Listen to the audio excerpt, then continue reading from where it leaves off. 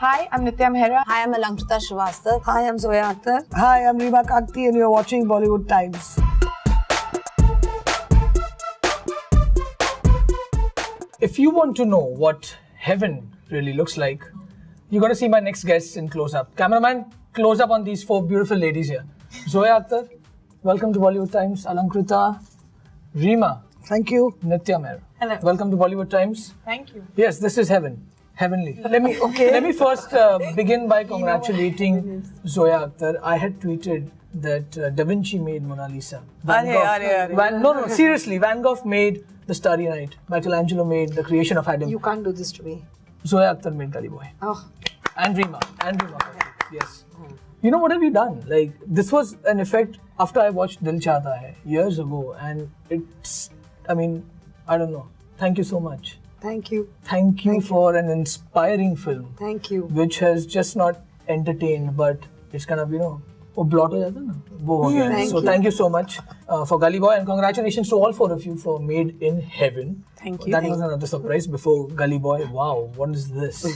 So let me begin by asking all four of you, to what extent have you gone, all four, to show the generational conflict, the sexual intrigue, and the mishaps in this web series? I think we've gone all out to bring out generational conflict. What was it? Sorry, what did you say about the sexual intrigue, the mishaps, the adventures? Okay, I don't know about all of that, but definitely in terms of there is a generational conflict. There's also kind of a conflict between traditions and modernity, which is, I think, written into the show, which is kind of interesting.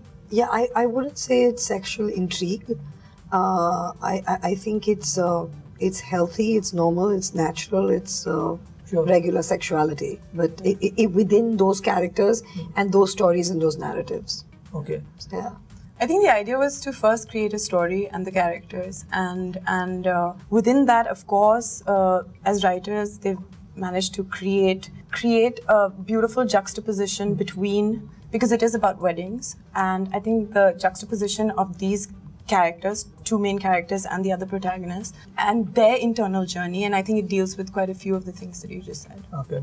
You want to add something?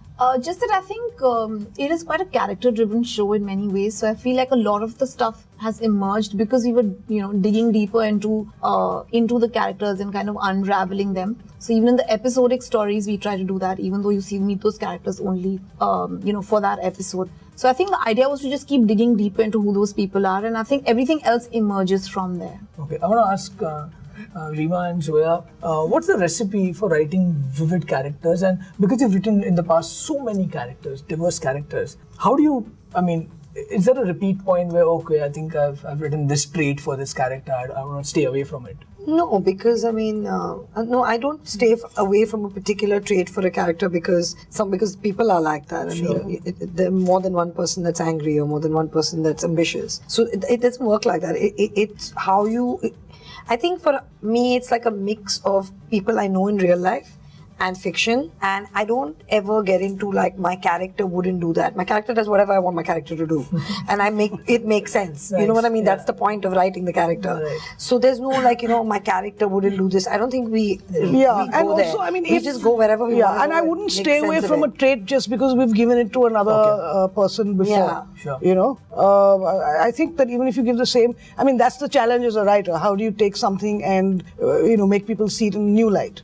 So the next time we write a jealous girlfriend, maybe we wouldn't write her the way Safina's written, but I wouldn't stay away from a jealous girlfriend just because I've done it before. I saw an interview where Zoya beautifully mentions, and I started laughing at that point, but then again I kept quiet, was that you and Zoya and Reema attended a wedding and they started writing notes, seeing different people around. That's so amazing. Like, I go to a coffee shop and I really like sitting there, not just because of coffee, but because of weird people coming in and out. I was taking mental notes and Zoya was putting them on her phone, and in the middle of the wedding she came up and said, "Why aren't you writing your notes down?" So what's the most weirdest, strangest character you guys have kind of come across in a wedding? I think not that I've met her, but we read in the paper that this, was it that girl who started doing the Nagin No. That was in the paper. No, that was him. That was him. That was the groom. That was the groom. Yeah. The groom That that was- does yeah. an Nagin dance. Yeah. Yeah, I mean, it wasn't like And she left him. and she left him, yeah. and I think that was quite incredible. I mean, it's Yeah. one of the Okay. strangest Yeah, got it. stories. Yeah. I find very odd. There are always some people at a wedding, and you sometimes see them at all weddings, and they've only gone there for the food, and they eat a lot, and then they're like, the food wasn't that great, like menu aisa hi tha, and all of that. So I feel you always encounter those kind of. Yeah, and the meat market at weddings actually, which I've actually, I mean, growing up in Delhi, I've seen a lot of that. Me? I mean, I just go to weddings and keep telling people why I'm not married. I'm just constantly like, I just keep getting accosted by aunties saying, why aren't you married? And I'm like, I don't know, I didn't really go there. Why not? What does your mother think? I'm like, what does my mother have to do with my wedding? So it's just constantly like, So I just have to like, It's a good banter. figure out like, it really makes me question things. Yeah, I think I can say this from my friends who've gotten married. It's that whole bridezilla aspect. Something happens to the bride, and Excuse me? Bridezilla. you do tend to get, because it's your day, and I think that every woman wants it to be perfect, and in that there's a lot of neurosis that goes with that. I think. Wow, that was deep.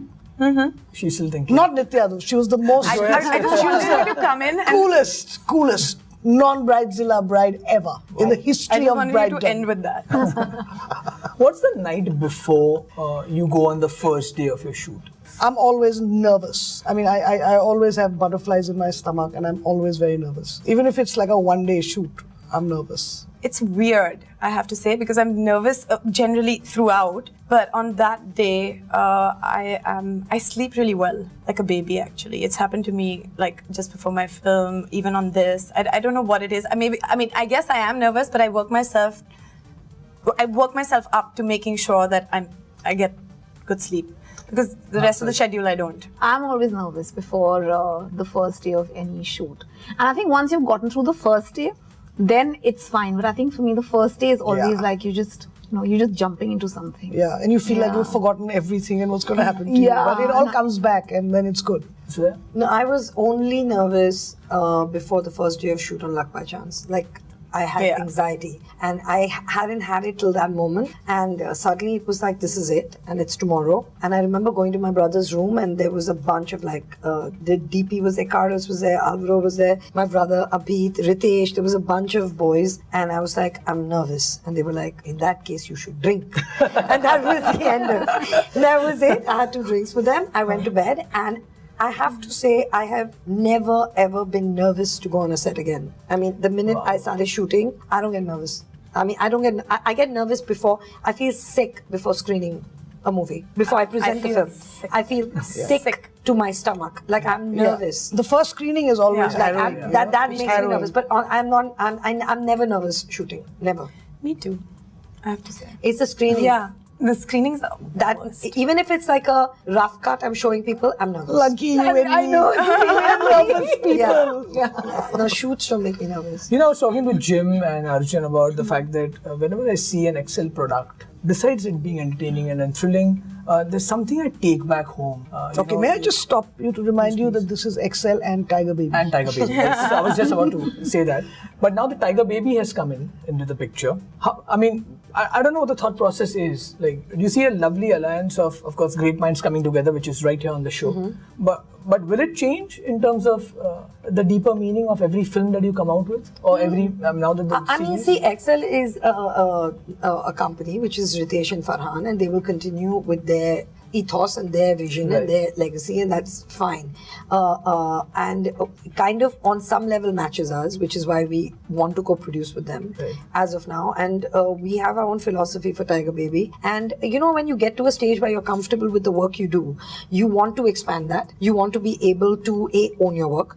B, you want to be able to provide a platform for artists that you like and are like-minded and are out there. Also to be able to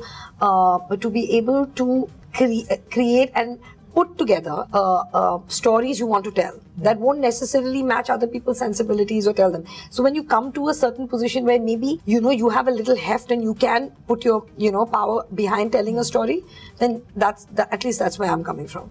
Are you all for whether it's a movie or a web series now, a changed person in some way after you finish your last day of the the shoot? You've finished the film or Yeah, the show. or the web series. Yeah.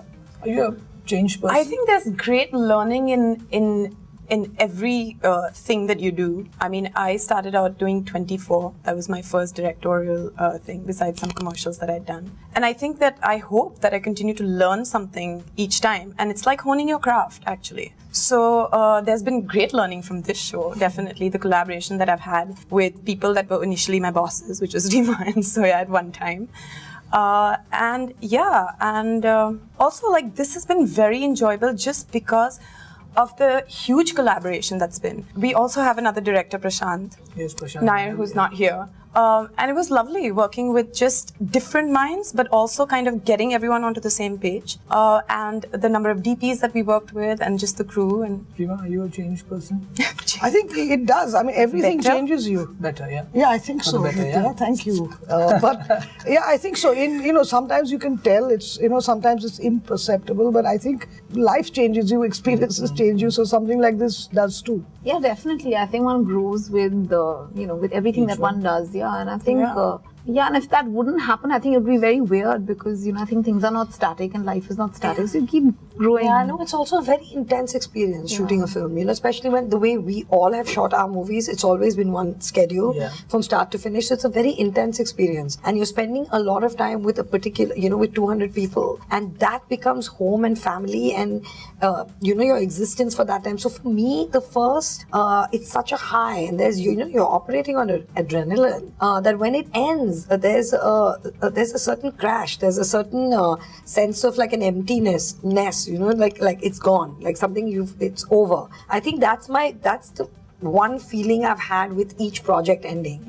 Is a certain like it's over. That part of my life is over, and you take something and go, but that's not going to come back again. This experience with these people telling this particular story, this environment is gone. And that I feel sad because about it is that. very intense. It's very intense, and intense. it's I don't know, it's a bit like I a think that circus. emptiness. I mean, there's no getting around that. Yeah, it's like You remember it does this, come to you, you and come then into you deal town with and it. there's you remember the circus at Heroes? Yeah. Like, I mean, there was this circus. A circus. It's a circus. You come in there and do this thing, and you're in this town, and then you have to pack up and leave, and it's like that feeling. Before you pack up and leave, I've got a surprise for all four of you. Okay. Thank you. Pleasant surprise. Pleasant. I don't know. That you're going to do. I think he's going to perform. I know you've gotten up. Are you going to perform? Wow, I wish. God, they're I gifts. wish I've Oh, nice. got gifts. So, Wow. so yeah, that's for you.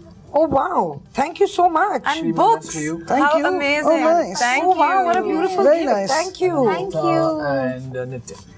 Thank you so much. Welcome. Nice. Yeah, ladies.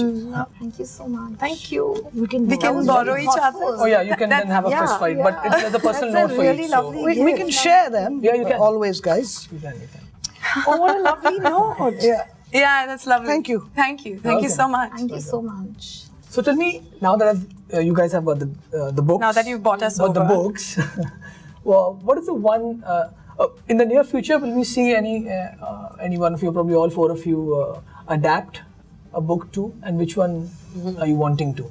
Honestly, I can't talk about it right now. Okay. But there are quite a few that I've been reading and marking as I go Nice. along. But there's nothing that's locked in yet. Okay. But of Yeah. course, because the stories, I mean, there's so many stories out there, and it's time for screen adaptations. Yeah, I'm a bit hesitant to share this because somebody else might buy the rights of the book and make it. I definitely want to do something. I want to do something. I want to do a period film, and I think I'm going to find the story out of the book. Yeah, I love reading, so I think I'm waiting to find a book that I really, really want to adapt. But yeah, I would definitely want to do that because I feel literature is so rich and it's amazing to use it. Absolutely. You know, all three of you, did you see the tweets in the morning? Best Picture Oscar goes to, and people starting writing Gully Boy. Really? Listen, what are you doing? I'm doing what you deserve. So, I mean, trust me, that it's I don't know. I can't take this film out of my head. So Amazing. Okay, you also said 3 of us. And So all which three one of are you us- not no. asking? Because I think all 3 of you read the tweet? Which No, is I didn't. There's 4 of us. I'm not. No, I know, but Zoya's tweet. Acha, you mean like I'm Your not on tweet, Twitter. which was, oh, you're not on Twitter, yeah. No. But people were hashtagging. oh really? Okay, cool. Anyway. I think that's Further. fab. Sorry, Yeah, Gully Boy hangover. that's मैं क्या fab. करूँ मैं? क्या करूँ That's मैं? amazing. Okay, I want to ask, when you shoot with ensemble, and that's what I think it started with Dil Chahta Hai, where I couldn't figure out who the leading man was. You know, all 3 were leading, all 3 were supporting, Yeah. as we have the tag. And then I find this great mix of superb characters that one could relate to, one I haven't met, thanks to Reema and Zoya's writing. And in this Made in Heaven too, you've got these bunch of fabulous ensembles. Is it easy? I mean, probably how easy it is to work with people you know. Like you've known Arjun Madhur for the last decade, you know. So how? I mean, you know what I'm saying? Like if you know Yeah, I someone, mean, there's definitely a comfort. It's comfortable to work with a friend or a person that you already know, as opposed to starting over with somebody. Right. So you can't beat that. But when you know someone's traits, like you know, there's something that I know about. Yeah, Arjun. so you know It's how easy to, to- you don't have to, like she said, you don't have to break the ice. There's definitely comfort. There's definitely a sense of, and especially if you've directed an actor before, then they know your process, you know theirs. Like I worked with Kalki before as well. Yeah. So there is an ease, there is a comfort, there is a trust. More than anything, there's a trust, which is very important in a director-actor space. But you know, the thing is with ensembles is I love ensembles, and I end up writing them a lot. And I feel that, actors, when they realize your kind of storytelling, and when they realize that you actually love your material and you are actually here to do justice to the story as opposed to anybody's star quotient or not, I think they trust you.